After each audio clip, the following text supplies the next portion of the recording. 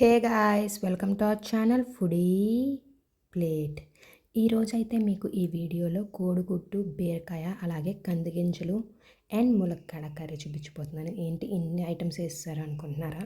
మన దగ్గర ఏ వెజిటేబుల్స్ ఉంటే అవన్నీ వేసి వండేసుకోవచ్చు కదండి. సో అలాగే మేము కూడా చేసాం. ఫస్ట్ అయితే కందిగింజలు ఉన్నాయి మా ఇంట్లో. సో అవి వేస్ట్ చేద్దామని చెప్పి మా అమ్మగారు నీట్గా వాటిని తీసి వాష్ చేసి పక్కన పెట్టుకుంటున్నారు. నెక్స్ట్ ములక్కాడని కూడా కట్ చేసుకున్నారు. 2 ఇంచ్ సైజులో కట్ చేసుకుని వాటర్లో వేసి అవి కూడా పక్కన పెట్టుకున్నారు. తర్వాత మెయిన్ ఇంగ్రీడియంట్ ఎగ్స్ కదండి, అవి కూడా బాయిల్ చేసుకుని నాట్లు పెట్టుకుని 4 సైడ్స్ పెట్టుకున్నామండి. ఎగ్స్ బాయిల్ అందరికీ తెలుసు కదా, అందుకే చూపించలేదు. అవి అలాగే పచ్చిమిరపకాయలు, కరివేపాకు కూడా పక్కన పెట్టుకున్నాం. అండ్ దీంట్లో కులిపాయ ముక్కలు చిన్న ముక్కల కింద కట్ చేసుకోవాలండి. సో అవి కూడా కట్ చేసుకుని పక్కన పెట్టుకున్నాం. సో మీరు ఎగ్స్ మాత్రం బాయిల్ చేశాక వాటికి 4 సైడ్స్ నాట్లు పెట్టుకోవడం అస్సలు మర్చిపోకండి. అండ్ బీరకాయ ముక్కలు కూడా చిన్న ముక్కల కింద కట్ చేసుకుని పక్కన పెట్టుకున్నాం. మీరు ఎగ్స్లో నాట్లు పెట్టుకోవడం వల్ల ఏంటంటే అన్ని మసాలాలు దాంట్లోకి వెళ్ళి ఎగ్ టేస్ట్ బాగుంటుంది, లేదు అంటే చప్పగా ఉంటుంది. సో అది మాత్రం మర్చిపోకుండా నాట్లు పెట్టుకోండి. సో అన్ని ఇంగ్రీడియంట్స్ రెడీగా ఉన్నాయి కాబట్టి ఇప్పుడు మెయిన్గా ప్రాసెస్లోకి వెళ్ళిపోదాం. సో ఫస్ట్ అయితే స్టవ్ ఆన్ చేసుకుని కొంచెం ఖాళీగా ఉండే కడాయి పెట్టుకోండి. అప్పుడు ఎగ్స్ విరిగిపోకుండా నీట్గా ఉంటాయి. సో కడాయి పెట్టుకున్నాక ఆయిల్ వేసుకుని ఆయిల్ హీట్ అయ్యాక దాంట్లో కొంచెం ఆవాలు అలాగే కొంచెం జీలకర్ర వేసుకోండి. అది కొంచెం చిటపట్లాడాక దాంట్లో కొన్ని వెల్లుల్లి రెబ్బలు దంచి వేసుకోండి, లేకపోతే పేలుతాయి. ఏంటి అది కూడా చెప్పాలా అనుకోకండి, కొత్తగా వంట స్టార్ట్ చేసే వాళ్ళకి ఇవి టిప్స్ తెలియదు కదా, సో అందుకే చెప్తున్నాను, వాళ్ళకు కూడా ఉపయోగపడుతుంది అని చెప్పి. సో వెల్లుల్లి రెబ్బలు కూడా వేసుకున్నాక అవి కూడా ఫ్రై చేసుకోండి.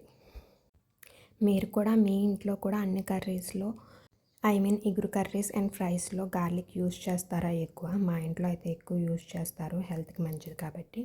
సో గార్లిక్ అవన్నీ ఫ్రై అవుతున్నప్పుడు దాంట్లో కొంచెం పసుపు కూడా వేసుకోండి. పసుపు వేసుకున్నాక ఇప్పుడు దాంట్లో కరివేపాకు, పచ్చిమిరపకాయలు అలాగే ఎగ్స్ అన్నీ వేసేసుకోండి. ఎగ్స్ ఇప్పుడే వేసుకోవడం వల్ల ఏంటంటే ఫ్రై అయ్యి టేస్ట్ బాగుంటాయి. సో వేసుకునే ఎగ్స్ మొత్తం 4 సైడ్స్ అన్ని సైడ్స్ లైట్ బ్రౌనిష్ కలర్ వచ్చేంత వరకు ఫ్రై చేసుకోండి.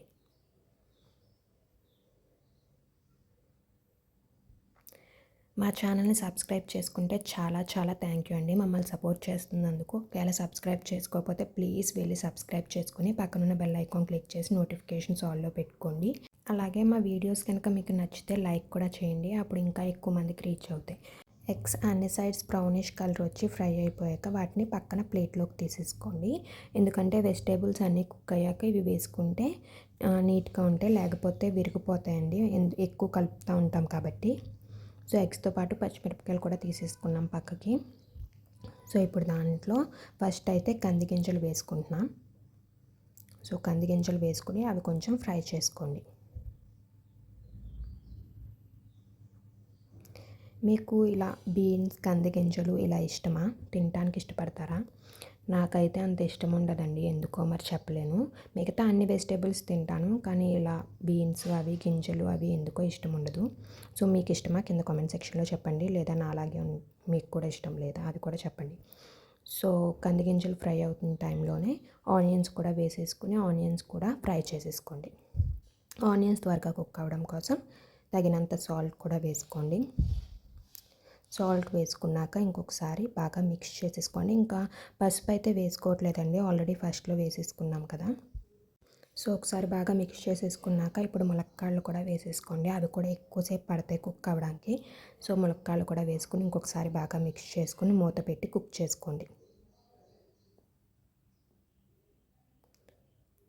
సో మధ్యలో మూత తీసుకుంటూ కదుపుకుంటూ ఉండండి, సో దట్ మాడకుండా ఉంటుంది. సో ఆనియన్స్ అవి కొంచెం కుక్ అయినాయి కాబట్టి ఇప్పుడు దాంట్లో బీరకాయ ముక్కలు కూడా వేసేసుకోండి.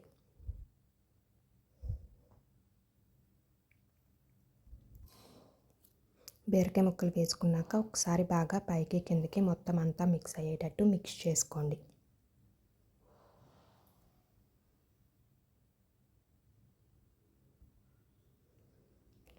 అలా బాగా మిక్స్ చేసేసుకున్నాక మళ్ళీ మూత పెట్టుకుని బీరకాయ ముక్కలు కుక్ అయ్యేంత వరకు కుక్ చేసుకోండి. అండ్ మధ్యలో మూత తీసుకుని మిక్స్ చేసుకోవడం మర్చిపోకండి.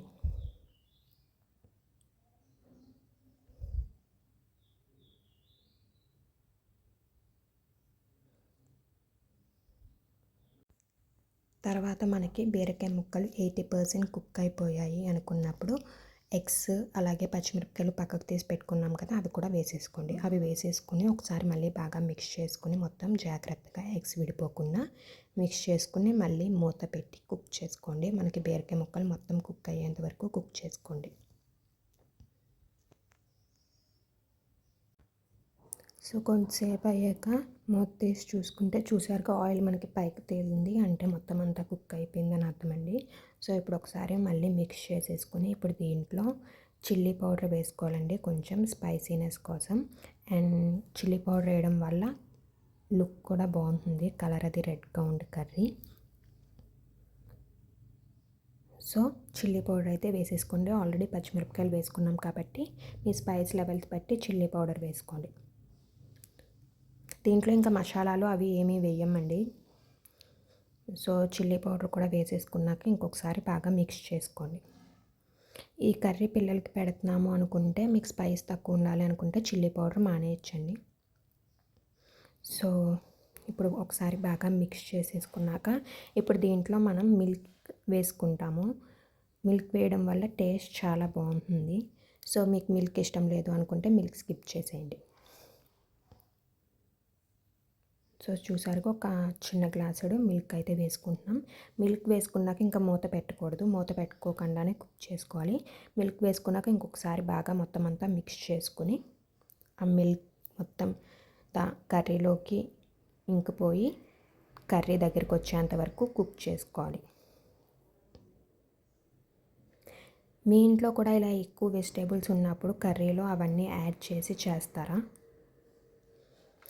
మన Indian moms, middle class moms అలాగే చేస్తారని అనుకుంటున్నాను. సో కింద కామెంట్ సెక్షన్లో చెప్పండి. చూసారా మనకి కర్రీ అంతా దగ్గరికి వచ్చేసింది, అంటే కర్రీ అంతా రెడీ అయిపోయినట్టు. ఇప్పుడు లాస్ట్లో కొత్తిమీర యాడ్ చేసుకుని ఇంకొకసారి బాగా మిక్స్ చేసుకుని స్టవ్ ఆఫ్ చేసుకుంటే ఎమ్మి ఎగ్ డ్రమ్ స్టిక్ బీరకాయ అలాగే కందిగింజలు కర్రీ అయితే రెడీ అయిపోయిందండి.